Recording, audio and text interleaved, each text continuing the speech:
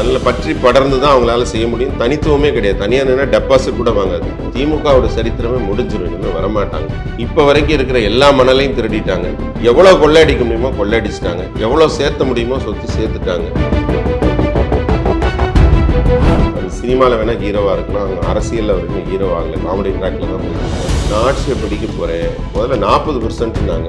ஒரு லெட்டர் பேட கட்சி கூட அந்த கட்சியை நம்பி போகல. மக்களால் அங்கீகரிக்கப்பட்டு தேர்தல் களத்தை சந்தித்த அனுபவம் மிக்க ஒற்றை கட்சி கூட போகல. ஆட்சி அதிகாரம் கையில் வந்தால் அவங்கள மாதிரி அட்ராசிட்டி பண்ணுறவங்க யாருமே கிடையாதுங்க. காங்கிரஸ் தன்னுடைய சுயத்தை இழந்து ஒரு தேசிய கட்சியாக இருந்த நிலையிலிருந்து மாறி அவங்க கை கொள்ளும் அளவு அவங்க தர்றாங்க. அவங்களுக்கு ஓட்டுக்களும் தருவாங்க, நோட்டுகளும் தருவாங்க. ஒரு கீழ்த்தரமான எண்ணத்தில் நீங்கள் எத்தனை பேர் போனீங்க? திமுகவை வேரோடு மண்ணாக பிடுங்கி எரிந்து விடுவார். கூட்டணியில் இருக்க எல்லா கட்சியும் கையேந்து நிற்கிறாங்க திமுக கிட்ட. கூட்டணி கட்சிகள் எல்லாம் ஒன்று இல்லாமல் ஒழிக்கிறது திமுக இணை கிடையாது. இப்போது புதிய அறிமுகம் ஆச்சி ஹோட்டல் சாம்பார் 50 கிராம் ரூபாய் 20 மட்டுமே. ரெட் நூல் தமிழ் நேயர்கள் அனைவருக்கும் வணக்கம். இன்று நாம் சந்திக்க போகும் சிறப்பு விருந்தினர் பாஜக செய்தி தொடர்பாளர் திரு ஸ்ரீகாந்த் கருணேஸ் அவர்கள். சார் வணக்கம். வணக்கம்.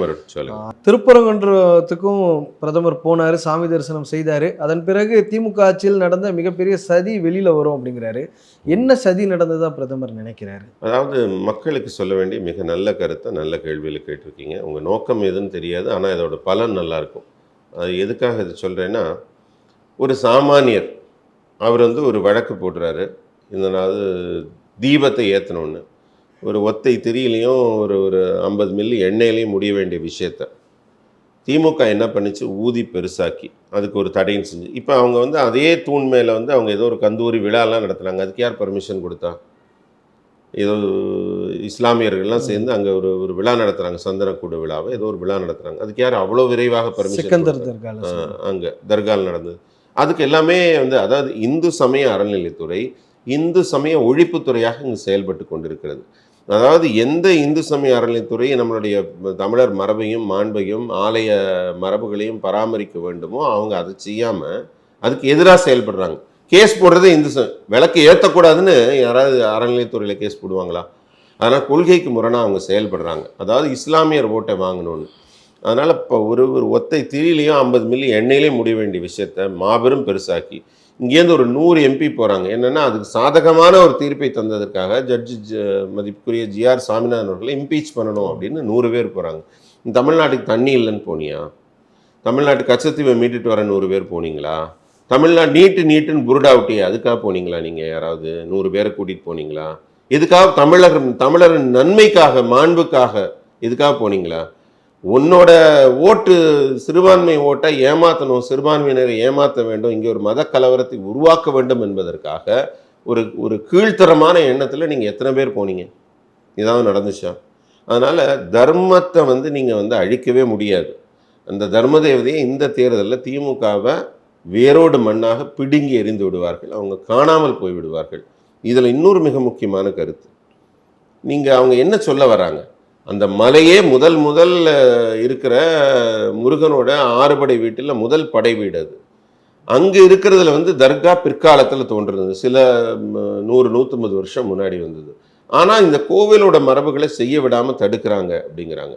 தடுத்தது தர்கா கிடையாது, இஸ்லாமிய சகோதரர்கள் கிடையாது, இந்த ஆட்சியில் செய்கிறாங்க. செஞ்சு இந்துக்களுக்கும் இஸ்லாமியர்களுக்கும் இடையில் ஒரு பிரிவையோ கலவரத்தையோ உருவாக்கி அதன் மூலம் ஓட்டு அறுவடை செய்ய வேண்டும் என்ற ஒரு கீழ்த்தரமான ஒரு எண்ணத்தில் இந்த அரசு செயல்பட்டது.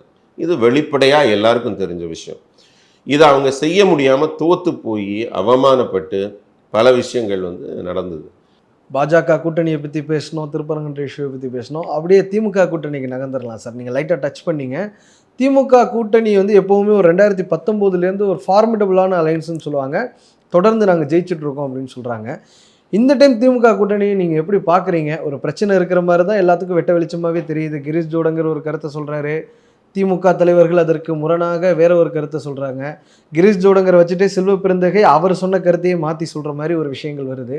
நீங்கள் எப்படி பார்க்குறீங்க திமுக கூட்டணி இந்த முறை எப்படி இருக்கும்? திமுக கூட்டணி இந்த முறை சுக்காக சிதறி போகும். ஏன்னு கேட்டால் அவங்க வெற்றி பெறுவாங்கங்கிற நம்பிக்கையெல்லாம் அங்கே பலன்களை நோக்கி. திமுக கூட்டணி கொள்கை கூட்டணிங்க. திமுக கூட்டணி என்ன கூட்டணி? கொள்கை கூட்டணின்னு கொள்கை கூட்டணி. ஏன்னு கேட்டால் அவங்க கூட்டணியில் இருக்க எல்லா கட்சியும் கையேந்து நிற்கிறாங்க திமுக கிட்ட. அவங்க கை கொள்ளும் அளவு அவங்க தர்றாங்க அவங்களுக்கு. ஓட்டுகளும் தருவாங்க, நோட்டுகளும் தருவாங்க. அதனால கை கொள்ளும் அளவு அவங்க வாங்குறதுனால அது கொள்கை கூட்டணி தான் அது. அதனால எல்லா கட்சிக்கும் அவங்க பணம் தராங்க. கம்யூனிஸ்ட்ல அவரே சொன்னார், எவ்வளோ காசு வாங்குறோம், நாங்கள் 25 கோடி வாங்கினோம், நாம் தமிழருக்கு இவ்வளோ, இது விசிகாக்கு இவ்வளோ கொடுத்தாங்க, இது கொடுத்தாங்கங்கிறது எல்லா கட்சியும் பிச்சு பிச்சு போட்டாங்க அந்த மாதிரி. அதனால திமுக எல்லா கட்சிக்கும் காசு கொடுக்குறாங்க, பணம் கொடுக்குறாங்க, அமைதியாக இருக்க சொல்றாங்க, எல்லாரும் அமைதியாக இருக்க பதவிக்காக சொல்றாங்க. பணம் ஆமாம் ஆமாம் வெளிப்படையா அந்த திமுகவில் என்னங்க ஊழலே வெளிப்படையா பண்றாங்க. பாட்டிலுக்கு 10 ரூபா வெளிப்படையா வாங்குறாங்க, வெளிப்படையா பாலியல் பலாத்காரம் பண்றாங்கங்க. திமுக வெளிப்படையா கஞ்சா விற்கிறாங்கங்க, வெளிப்படையா கள்ளச்சாராயம் விற்கிறாங்க. அவங்க எதுக்குங்க பயப்படுறாங்க? ஆட்சி அதிகாரம் கையில வந்தா அவங்கள மாதிரி அட்ராசிட்டி பண்றவங்க யாருமே கிடையாதுங்க. அதனால எல்லாமே வெளிப்படையா தான் பண்ணுவாங்க. அதனால எல்லா கட்சியும் விலைக்கு வாங்கியிருக்காங்க. யாரும் பேச முடியாதுங்க. எதிர்த்து பேசினா அடுத்த நிமிஷம் ஆதவ அர்ஜுனா எதிர்த்து பேசினார், விசிகாலேருந்து தூக்கி போட்டாங்க. அதே மாதிரி கம்யூனிஸ்ட்லையும் கூட ஒரு தலைவர் குரல் கொடுத்து பார்த்தாரு, அடுத்த நிமிஷம் அவர் நீக்கப்பட்டு விட்டார். அன்றைக்கு மாலையே நீக்கப்படுறாங்க. யார் குரல் கொடுத்தாலும் இப்படி தான். விசிகா திருமாவளவனுக்கு யாரோ போஸ்டர் ஒட்டிட்டாங்க, வருங்கால முதல்வரேன்னு. நைட்டோட நைட்டாக எல்லாத்தையும் கிழிச்சிட்டு அப்படி நான் ஒட்டலை, நான் சொல்லி ஒட்டலன்னு திருமாவளவன் மன்னிப்பு கேட்கிறார். இன்னைக்கு கூட சீட்டு அதிகமாக கேட்டு ஒரு பேரம் பேசலாம் மாட்டோம் அப்படிங்கிற ஒரு விஷயத்தையும் எல்லாத்தையும் சொல்லியிருக்காங்க. இல்லை அந்த மாதிரி இருக்காங்க, அடிமையாக தான் எல்லாரும் இருக்காங்க. கூட்டணி கட்சிகள் எல்லாம் ஒன்று இல்லாமல் ஒழிக்கிறதுல திமுக இணை கிடையாது. கடைசியாக வர்றேன் நீங்கள் சொன்ன காங்கிரஸ் கட்சிக்கு, இதுக்கு முன்னாடி இதே மாதிரி 65 சீட் வாங்கினாங்க, மாடியல் ரைடு நடத்தி கீழே 65 சீட் வாங்க 11 எலெக்ஷனில் அழகா குலாம் நபி ஆசாத் போய் பண்ணார் இந்த வேலை. இன்னைக்கு 65 சீட் வாங்குமா காங்கிரஸ்? 25 வாங்கினாலே பெரிய விஷயம். ஏன்னா இன்னைக்கு காங்கிரஸ் தன்னுடைய சுயத்தை இழந்து ஒரு தேசிய கட்சியாக இருந்த நிலையிலிருந்து மாறி இன்றைக்கு மாநில கட்சியாகவும் கூட இல்லை, மாநில கட்சியின் ஒட்டுண்ணியாக, மாநில கட்சியின் சாருண்ணியாக ஒட்டிக்கிட்டு வாழ்கிற காளான் சைஸுக்கு ஆகிப்போச்சு. அது ஒரு தாவரமாக கூட இல்லை. அதனால் பற்றி படர்ந்து தான் அவங்களால செய்ய முடியும். தனித்துவமே கிடையாது. தனியாக நின்னா டெபாசிட் கூட வாங்காது. அந்த நிலைமையில தான் காங்கிரஸ் இருக்கு இன்னைக்கு. 10 எம்பி வச்சிருக்காங்க, எல்லாமே திமுகவோட சேர்ந்து நிற்கிறதுனால தான் அங்கே கிடைக்குது. அவங்களுக்கு தனியாக நின்று வரவங்க. அதே மாதிரி தான் திமுகவும். அவங்க காங்கிரஸ் விட்டு நின்னாங்கன்னா அவங்கள காணாமல் போய்விடுவார்கள். அது மாதிரி திமுக தொடர்ந்து ஜெயிக்கிறோங்கிற வார்த்தையை நான் மறுக்கிறேன். ஏன்னா 2 முறை அவங்க தொடர்ந்து ஜெயிச்சதே கிடையாது. வந்ததுக்கு அப்புறமா இல்ல என்டையர் ஹிஸ்டரியிலயா? ஏன்னா 67 71ங்கிற அண்ணாதுரை காலகட்டத்தில் ஒரே ஒரு முறை முதல் முறை வந்தது தவிர அதிமுக வந்த பிறகு அப்படி நடந்தது. ஆமா, எம்ஜிஆர் அவர்கள் அதிமுக தொடங்கின பிறகு அவங்க 2 முறை வெற்றி பெற்றதா சரித்திரமே கிடையாது. அந்த சரித்திரம் இப்போயோட முடிஞ்சிடும் அந்த சரித்திரம். அப்பனா மறுபடியும் வராங்கன்னு சொல்லலை, திமுகவோட சரித்திரமே முடிஞ்சிடும், இனிமேல் வரமாட்டாங்க. அந்த அளவுக்கு அவங்க என்ன சொல்றது, உலகம் தோன்றிய காலத்திலேருந்து இப்போ வரைக்கும் இருக்கிற எல்லா மணலையும் திருடிட்டாங்க. எவ்வளோ கொள்ளையடிக்க முடியுமோ கொள்ளையடிச்சிட்டாங்க, எவ்வளோ சேர்த்த முடியுமோ சொத்து சேர்த்துட்டாங்க, எவ்வளோ கடனாளியாக தமிழகத்தை ஆக்க முடியுமோ ஆக்கிட்டாங்க. இனிமேல் ஒன்றும் இல்லைங்க சுரண்டுறதுக்கும் பண்ணுறதுக்கும். அந்த அளவுக்கு தமிழக மக்களை கொள்ளையடித்து விட்டு அவங்க போயிட்டாங்க, அவ்வளோதான். இனி அவங்க திரும்பவும் மாட்டாங்க, மக்கள் திரும்பவும் விட மாட்டார். நம்ம மற்ற மாநிலங்கள்லையும் பார்த்துருக்கோம். பீகாரில் அண்மையில் நடந்த எலெக்ஷனில் முன்கூட்டியே தேஜஸ்வியோட ஒரு கூட்டணி அமைக்கவே இல்லை. லாஸ்ட் மினிட் வரைக்கும் ஒரு பிரச்சனை பண்ணிகிட்டே இருந்தாங்க. கேண்டிடேட்ஸை அவங்க ஃபீல்டில் இறக்குனாங்க, அப்புறம் வேட்புமனு தாக்கல் வாபஸ் வாங்க சொன்னாங்க. கடைசியில் ஜெல் ஆகலை. கிட்டத்தட்ட எதிர்க்கட்சியாக வந்தது பெரிய விஷயங்கிற மாதிரி தான் இருந்தது. கடந்த முறை 100க்கு மேலே சீட்டு ஜெயிச்சார் தேஜஸ்வி.